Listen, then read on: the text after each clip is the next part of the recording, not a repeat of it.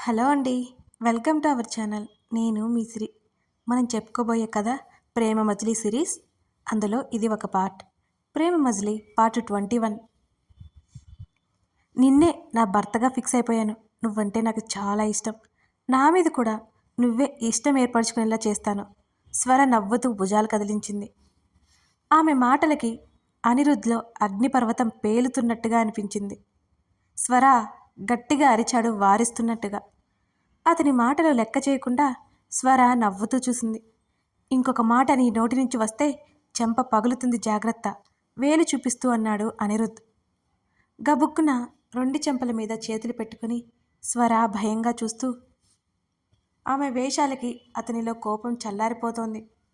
స్వర, పిచ్చి పిచ్చిగా చేయకు అన్నాడు అతను. అనిరుద్ధ్, నీ పక్కన నేను చాలా అందంగా ఉంటాను. ఆ రోజు రిసెప్షన్లో చూడలేదా? ఇంకేంటి నీ ప్రాబ్లం? స్వర మూతి ముడుచుకుని అడిగింది. నాకు ఇష్టం లేదు, అంతే, స్థిరంగా కఠినంగా అన్నాడు అనిరుద్ధ్. అదే ఎందుకు అడిగింది స్వర. ఎందుకంటే నాకు పెళ్లి చేసుకోవడం ఇష్టం లేదు. అసలు ఆడవాళ్లతో కలిసి ఉండడం ఇష్టం లేదు. నా కర్మకాలి నువ్వు తగిలావు. నా బుద్ధి గడ్డి తిని నిన్ను ఇబ్బంది పెట్టి తప్పు చేశాను. ఇప్పటికైనా అర్థమైందా? ఎంతో విసుగ్గా చిరాగ్గా ముఖమంతా గంటు పెట్టుకొని అన్నాడు అనిరుద్ధ్. అదే ఎందుకు ఇష్టం లేదు నీకు ఆడవాళ్ళంటే అని ఆతృత కష్టంగా దాచేస్తూ చాలా మామూలుగా అడిగింది స్వర. నాకు ఇష్టం లేదు, అంతే. నువ్వు ముట్టుకున్నా కూడా నాకు మహా చిరాకు. ముఖం మీద చెప్పేసేసరికి స్వర ముఖం ముడుచుకుంది. ఆ, నేను ముట్టుకుంటే చిరాకు, కానీ నువ్వు నన్ను ఏదైనా చేయొచ్చు, స్వర కోపంగా అరిచింది. అబ్బా, మళ్ళీ మళ్ళీ అదే గుర్తు చేసి నాకు మెంటల్ లేపొద్దు. ఆ తప్పు చేసి నన్ను నెత్తిన కూర్చోబెట్టుకున్నాను నిన్ను కదా, ఇంతకంటే పెద్ద శిక్ష నాకే ఉంటుంది, అతడు వెటకారంగా కోపంగా అన్నాడు. అదంతా కాదు, నీకెందుకు ఇష్టం లేదు ముందు అది చెప్పు.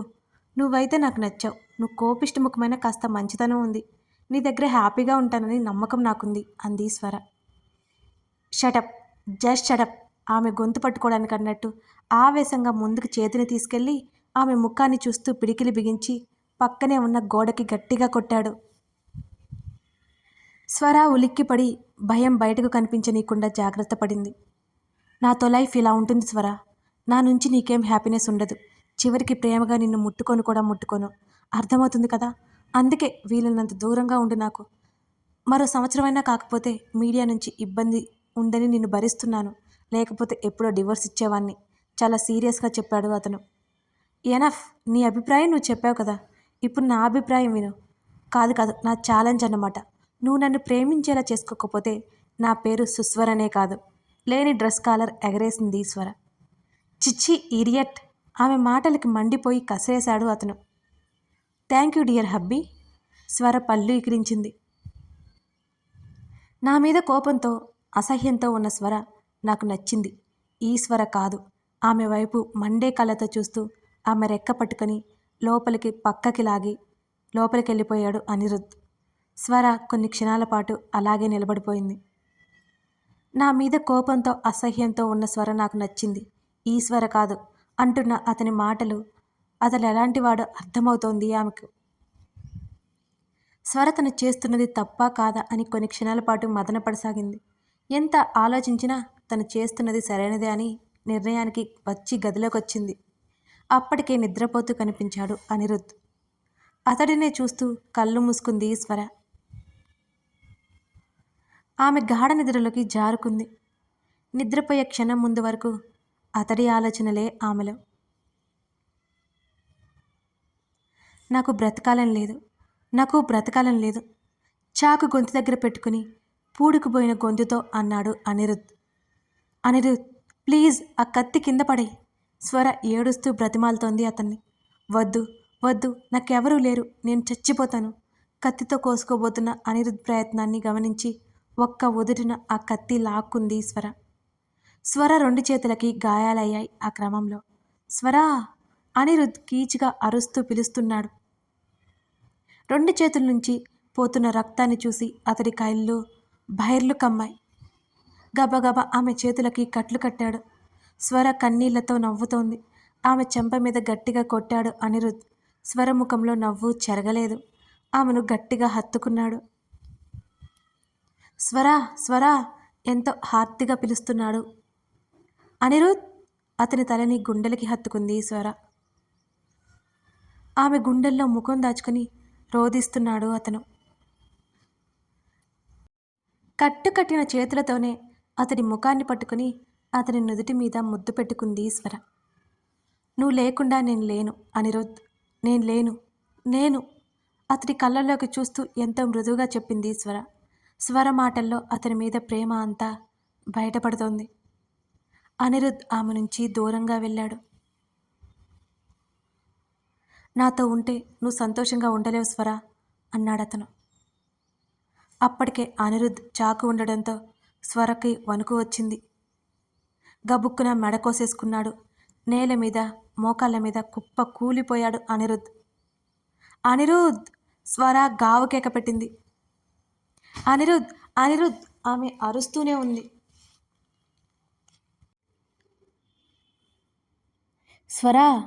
ఆమె భుజాలు పట్టుకుని కదిపాడు అనిరుద్. స్వర కళ్ళు తెరిచింది. ఎదురుగా అతడు కనిపించాడు. భయంతో గబుక్కున వెనక్కి సర్దుకుంది స్వర.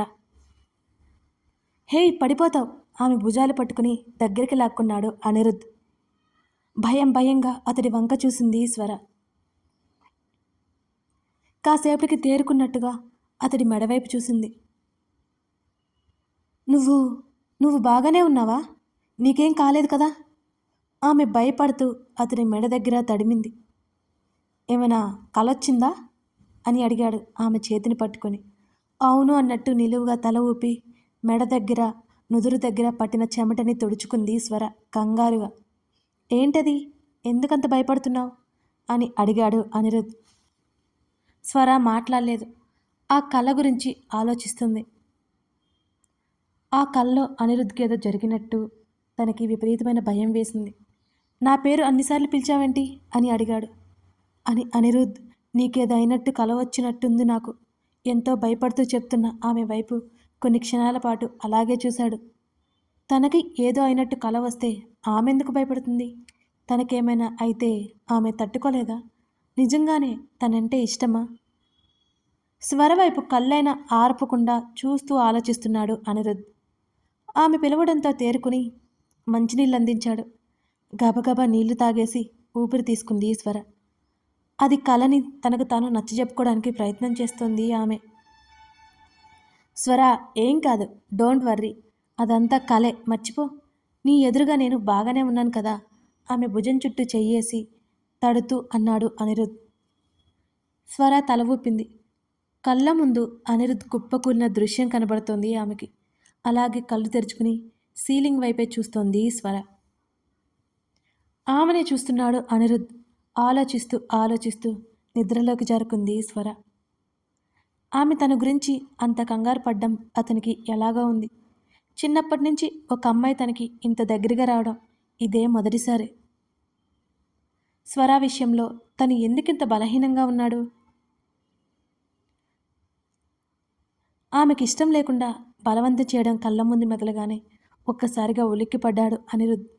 స్వర కన్నీళ్లతో వేడుకోవడం ఇంకా గుర్తొస్తూనే ఉంది తనకి. ఆమె వైపు చూశాడు బాధగా. ముడుచుకొని పడుకుని కనిపించింది. అప్రయత్నంగా ఆమె తల మీద చెయ్యి వేసి నిమిరాడు. అతనికే తెలియకుండా స్వర చెంప మీదకి అతని చేయి చేరింది. ఆమె ముఖం మీద పడిన జుట్టును సున్నితంగా వెనక్కి తోశాడు. ఆమె వైపు పరీక్షగా చూశాడు అనిరుద్. తీరైన ముఖం, ముద్దగా భలే ఉంది. పచ్చటి రంగు, కాకపోతే కాస్త ఎత్తు తక్కువ. ఆమెను అలాగే చూస్తుంటే అతని పెదవుల మీద చిన్న నవ్వొచ్చింది. ఆ ఫీల్ ఏంటో తెలుసుకోవాలి అనుకోలేదు అనిరుద్. స్వర చేతిని పట్టుకుని అలాగే కళ్ళు మూసుకున్నాడు.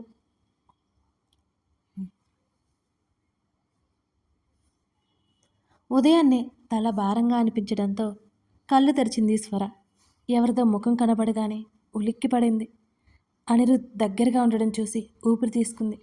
అతడి భుజానికి దగ్గరగా పడుకొని ఉంది.